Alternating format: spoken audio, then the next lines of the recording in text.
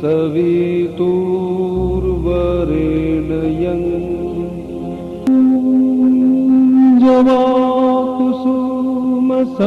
जवाकुसुमसङ्काशम्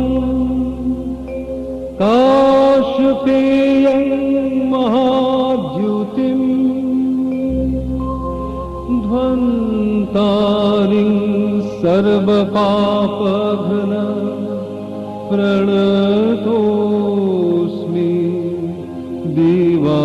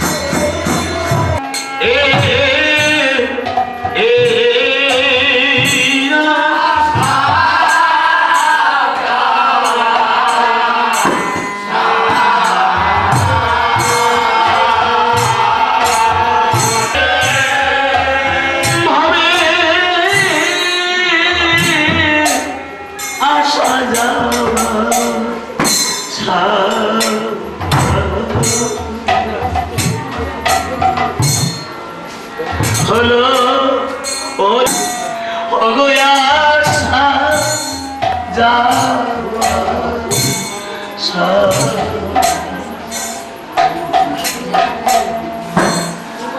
হলো ওরে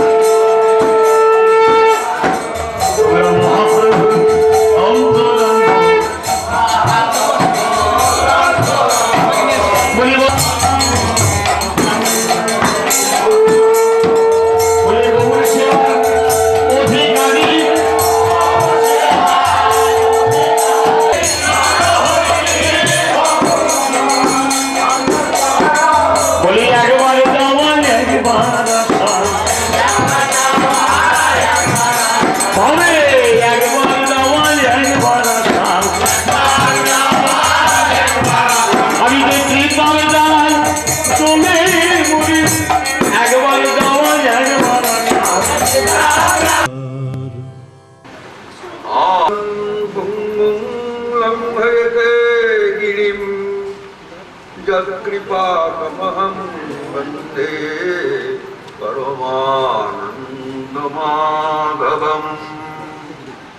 परमपूज्यपाद श्री सिद्धार्थ स्वामी श्री सनातन गोस्वामी श्री जीव गोस्वामी विश्वनाथ चक्रवर्ती आदि श्रीमद्भागवत टीका कृतदेवो नमो नमः। जय जय श्री रूप सनातन भट्ट रघुनाथ श्रीजीव गोपाल भट्ट दश रघुनाथ এই জয় গোসাইয়ের করি চরণ বন্দন যাহা হতে বিঘ্ননাশ অভীষ্ট পুরাণ হরের নাম হরের নাম হরের নামৈব কেবলম কলৌ নাস্তেব নাস্তেব নাস্তেব গতিরন্যথা। জয়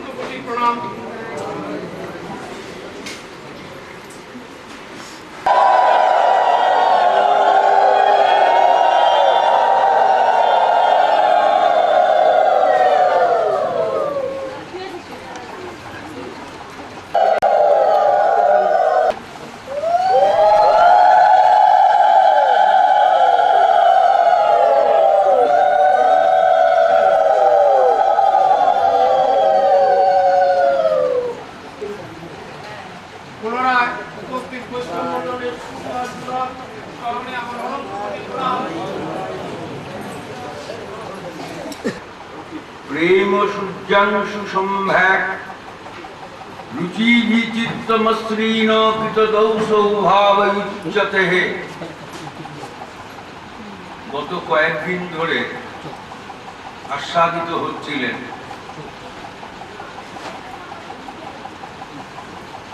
শ্রী রাধা মদন মোহন, শ্রী রাধা গোবিন্দ, শ্রী রাধা গোপীনাথ,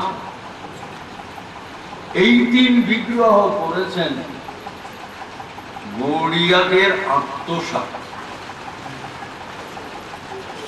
অর্থাৎ মায়াময় জগতে মায়াতীত হবার, বিতাপ জ্বালা থেকে মুক্তি পাবার, মৃত্যুকে জয় করবার যে ভজন, যে সাধন সনাতন হিন্দু শাস্ত্রে নির্মিত হয়ে আছেন, যতক্ষণ জীব না জানবে সে কে, আমি কে, আমি কারো পিতা নই, পুত্র নই, কারো সখা নই, ভ্রাতা নই, কারো স্ত্রী নই, কারো স্বামী নই, প্রতিটি জীব হচ্ছেন গোবিন্দের নিত্য দাস।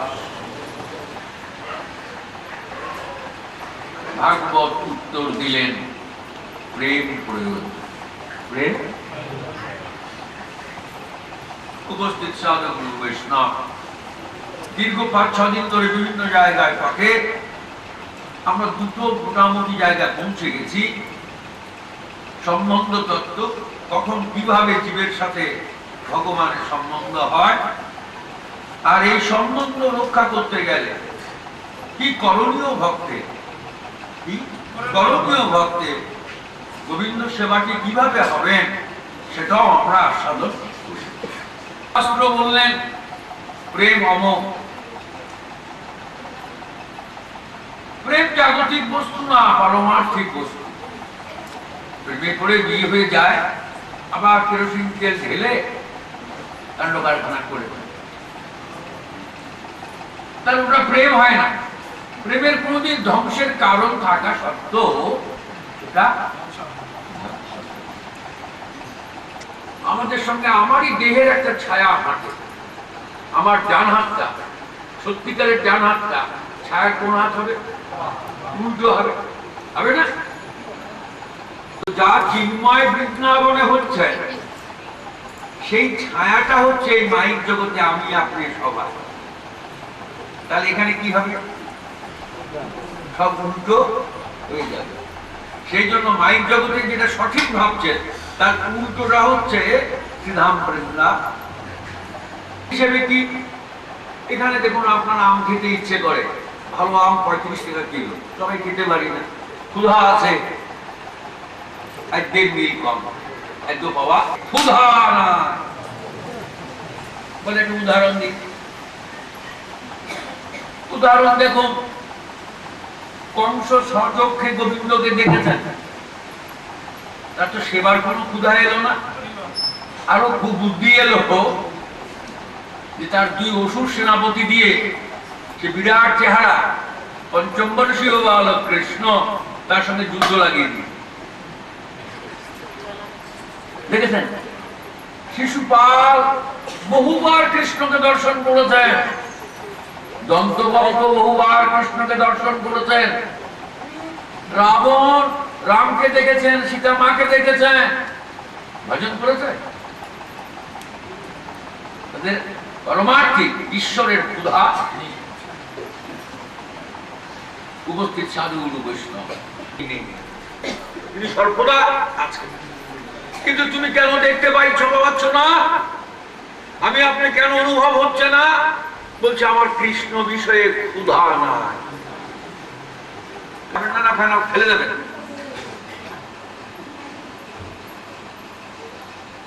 84 লক্ষ জনই আমরা সবাই সংসার করি। এবার নতুন সংসার না, কখনো পশু হয়ে, কখনো পক্ষী হয়ে, কীট পতঙ্গ হয়ে। কিন্তু ভগবান কোন দেহ দেননি যে দেহ দিয়ে ভগবানের সেবা করা। একমাত্র মনুষ্য দেহ, যে দেহ দিয়ে গোবিন্দ সেবাটি সম্ভব। জীবনে এক বিন্দু ছিটা ফোটা কৃষ্ণ প্রেম অর্জন করতে পারে। উপস্থিত সাধুগুরু বৈষ্ণব, আজকের পাঠ হচ্ছে কৃষ্ণ কৃষ্ণ কঠিন পাঠ। আমি নিজেও 12টি স্কন্ধ আছে। এই সত্য ত্রেতা তারপরে এই সৌভাগ্য জীবের ছিল বদন বলা হয়েছে। গোবিন্দের একাদশ স্কন্ধকে গোবিন্দের ললাট বলা হয়। গোবিন্দের সেই জন্য দেখুন শুদ্ধ বৈষ্ণব শাস্ত্রে বলা আছে গোবিন্দ বিগ্রহ সেবাও যা, শ্রীমদ ভাগবতকেও সেবা করায়। তো একাদশ স্কন্ধকে বলা হলো গোবিন্দের ললাট। ললাটে কি থাকে? ললাট হচ্ছে ভাগ্য, ললাট হচ্ছে বিধিলিপি। এবার আমরা যে বাপ মায়ের ঘরে জন্মেছি, যেমন ছেলে মেয়ে স্ত্রী পেয়েছি, যেমন চেহারা আকৃতি গলার স্বর, কালো ফর্সা বেটে লম্বা, বুঝলেন না, ধনী গরিব ব্রাহ্মণ ক্ষত্রিয় বৈশ্য শূদ্র, যে যেই ঘরে জন্মেছি যেমন সংসার করছি, পূর্ব পূর্ব জন্মের কর্মানুসারে ভগবান বিধিলিপি লিখে দিয়ে গেছে। তাই দেখো প্রথম স্কন্ধ থেকে দশম স্কন্ধ পর্যন্ত কৃষ্ণ লীলায় ভরা। একাদশ স্কন্ধে কোনো লীলা নেই। মানুষ যেমন নিজের গুণগান যে নিজে গায়, সে ছোট লোক, বললেন আমি খুব ভালো লোক, আমাকে খারাপ মনে করবেন না, আমার অমুক দান করছি, অমুক করছি, আমি এই ছেলেকে মানুষ করছি, ওই মেয়েকে অমুক খানে বিয়ে দিচ্ছি। আমি তো আপনাদের শুনতে চাই নাই, না শুনতে চেয়েছি। আপনি যে গল্প কাহিনী বলছেন, লীলা বলছেন, এগুলো লোক সাতটা লোক, কম মূলধনের লোক, তারা নিজের ঘর নিজে বাজায়। কিন্তু গোবিন্দ তো সবচেয়ে চালাক। আপনি চালাক, আমি চালাক, উনি চালাক, অনন্ত ব্রহ্মাণ্ডে ওনার চেয়ে চালাক কেউ নেই। খুব মনোযোগ দিয়ে শুনতে হবে। আমরা একাধিক শুনুন, বুঝতে পারবো না। বলে প্রভু কি লিখেছেন, জীবের বিধিলিপি কি লিখে গেলেন?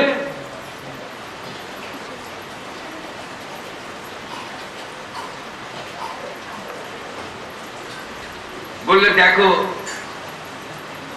উদ্ধব, তুমি আমায় না প্রশ্ন করেছিলে শ্রীকৃষ্ণ, তার সেবক, তার পার্শ্বদ, তার ধাম, কৃষ্ণের মখন অপ্রাকৃত। তাহলে ব্রহ্ম অভিশাপে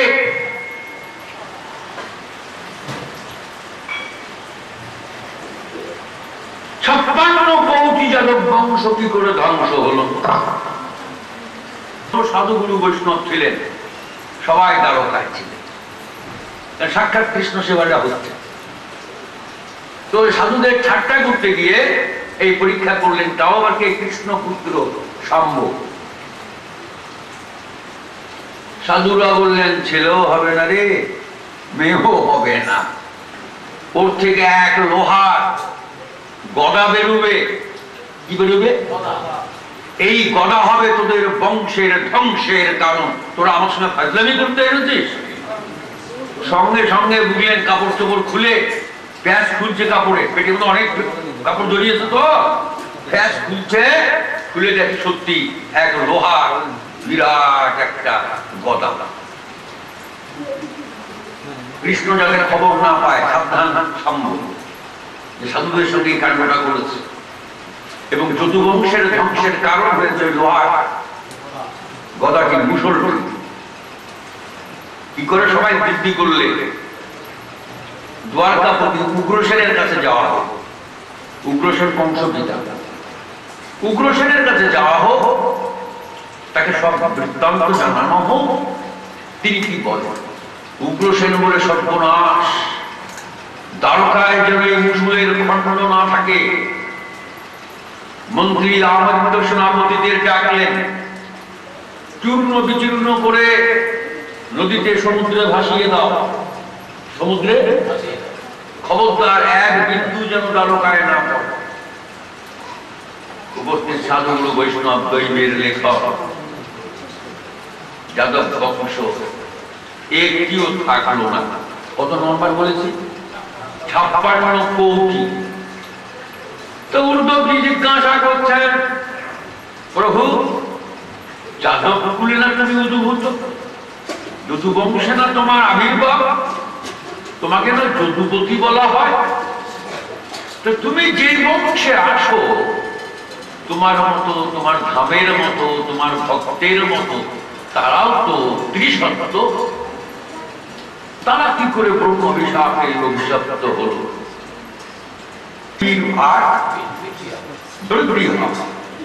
পৃথিবীর ভারটা কি দিয়ে? বাড়ি ঘরের ভার, পাহাড় পর্বতের ভার, বড় বড় গাছপালার ভার। বলছে না, ওগুলো পৃথিবীর ভার না। পৃথিবীর আরেক নাম সারবান সাহা। মাটি খোঁড়া হচ্ছে, বিল্ডিং বানানো হচ্ছে, পৃথিবী সব সহ্য করে নেয়। তিনি মাতৃতুল্য হওয়ায় তার ব্যথা কষ্ট সহ্য করার অশেষ ক্ষমতা। মাতৃত্রী কাতর হয়ে পড়েন, অসুস্থ হয়ে পড়েন যখন ভগবত বিদ্বেষী জীবের সৃষ্টি হয়। তার কাছে কোন রুগী আছে, যত খোলা রুগী নাপিতের কাছে। তখন ও একদিন বলল নাপিতকে, নাপিত ভাই ডাকতে পারবো? যেদিন বিদ্যা শেখাই দিল ডাক্তার, নাপিত আর চুল দিয়ে কাটতে পারবে, খালি ভয় ভয়, এটা কাটবো কোন রক্ত খাইতে যাবে, রক্ত বন্ধ। তো কৃষ্ণ মন্ত্রে দীক্ষা নিলে গুরু যে ভজন দেয় সেখানে 64টা অঙ্গ আছে। কয়টা? ওটা হচ্ছে ভজনের অ্যানাটমি, ভজনের শরীর বিদ্যা। তো অত বড় শরীর বিদ্যা কোথায় কোন রোগ আছে অত জানার দরকার। তো সমস্ত জীবের প্রতিভূ হয়ে প্রহ্লাদ ভগবানের কাছ থেকে বললেন, ভগবান 64 বিদ্যা শিখিয়ে তারপরে কৃষ্ণ ভজন, নৈব নৈব চোখ, এত কষ্ট করে কেউ কৃষ্ণ ভজন করবে? আমি তোমার প্রার্থনা জানাই, 64 থেকে আমি 9টা করে বলেছি। কয়টা করেছি? শ্রবণম কীর্তনম, কত সেবনম আত্মনিবেদনম, বৈষ্ণবদের পদ ধুয়ে দিয়েই নেয়। দৃঢ় বিশ্বাস পৃথিবী এখন কোন অঘটন নাই যাতে নিজেকে রক্ষা করতে কৃষ্ণ ভজন শুরু হয় না। এই যে দেখেন না, আজকাল রোজ পরিবারে দেখবেন বিয়ে করার আগেই মেয়ের সঙ্গে ছেলেরা মেলামেশা করছে, জেলখানে নিয়ে যায়, মেয়েকেও নিয়ে যায়, ছেলেকেও নিয়ে যায়। যেমন আগে সম্বন্ধ, তবে তার সঙ্গে বসবাস। তো আপনার জগতের সঙ্গে তিনি নিত্য স্বামী রূপে মধুর ভাবে তিনি আছেন। আপনারা 4টার মধ্যে একটাও করেন,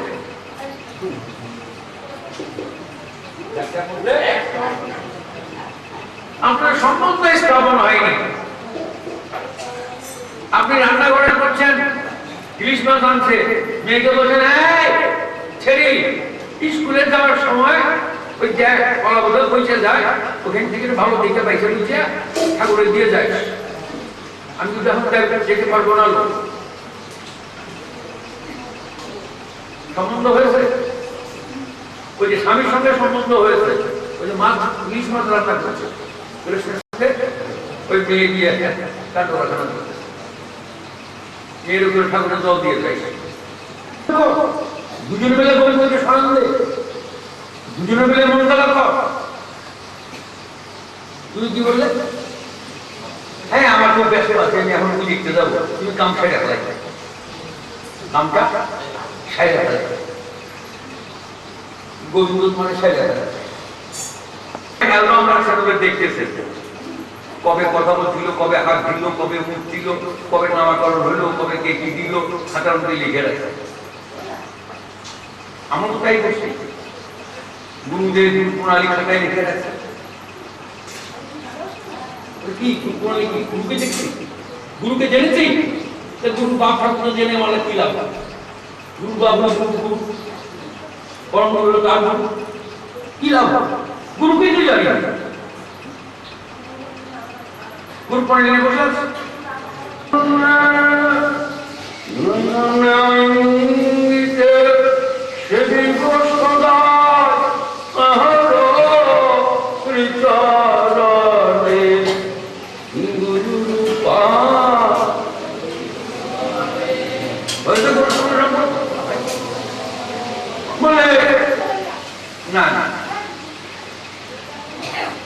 বসুদেব আপনার সাথে কৃষ্ণের সম্বন্ধ হয়। বলে সম্বন্ধ কিভাবে হবে? বলে আপনি তো অনেক ঊর্ধ্বে, গাঢ় ভক্তের উপরে হচ্ছে সক্ষ ভক্ত শ্রীরাম সুদামের ঊর্ধ্বে হচ্ছেন সক্ষ বাৎসল্য ভক্ত। তোমরা এই বসুদেব দেবকী মাতা যশোমতী পিতানন্দ আর সবার উপরে রাধারানী সহ ৩০ গোপী ব্রজ গোপিনী যারা কৃষ্ণকে পূর্ণ পেয়েছে। অথচ বসুদেব তুমি বলছো তোমার কৃষ্ণ ভজন হয়নি, তোমার মায়া কাটেনি, ঠিক করেছো, তোমার সঙ্গে সম্বন্ধ হয়নি।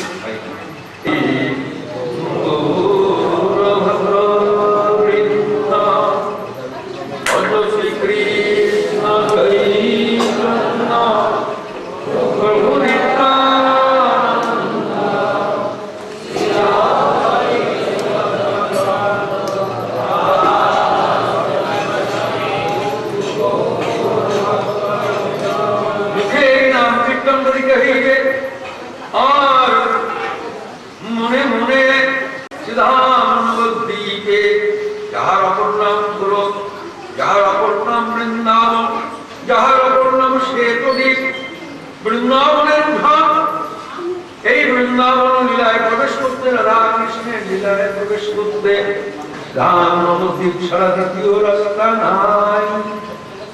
এই জন্য নবদ্বীপের অপর নাম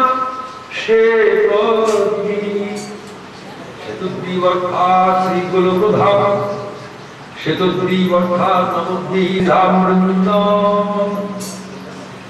আর শিবাসম্মানে শিবা সম্মানটা কি? রাধা কৃষ্ণের নির্গত হয়েছে তো শ্রীবাস একাধারে কৃষ্ণের বংশী ধরা ধরা যে উষ্ণিস চাদরটা মাথা চূড়া সব হচ্ছেন শ্রীবাস। অর্থাৎ শ্রীবাস সম্পূর্ণটাই হচ্ছে শুধু আমরা বৃন্দাবনে যমুনাপুরীনে রসৌলি যেখানে রাস শুরু হয়েছিল ভাগবতে, ভগবান শরদ ফুল্লবল্লিকা বিক্ষরন্তুম মনশ্চকরে যোগমায়া মুপাশ্রিতঃ।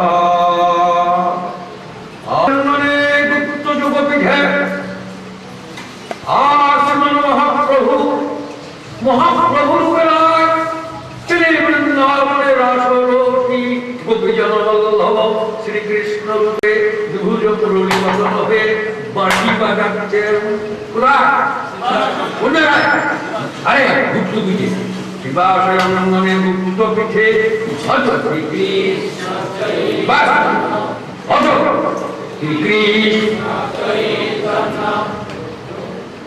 সঙ্গে সঙ্গে মনের মধ্যে আসতে হবে যে আজ এই বিভুজ মুরলী বদন শ্রী গোবিন্দ স্বয়ং শিবাস মানে গুপ্ত পিঠে উনি বিভুজ মুরলী বদন হয়ে দাঁড়িয়েছেন। তাহলে রাস্তা কি করে হচ্ছে? শ্রীকৃষ্ণ চৈতন্য শিবাস মানে গুপ্ত পিঠে গোবিন্দ হয়েছেন। শ্রীকৃষ্ণ চৈতন্য প্রভু শ্রী অনঙ্গ মঞ্জুরি রূপে অনঙ্গ। আর আমার কৃষ্ণের বাহিরে হতে তম্বুর নিয়ে নারী বেশে গোপী বেশে আমার নিত্যানন্দ দাঁড়িয়ে আছেন।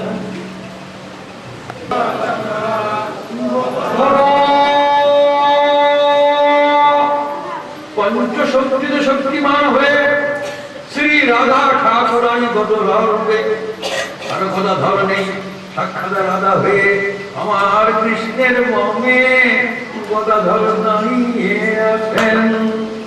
ভজ শ্রী কৃষ্ণ চৈতন্য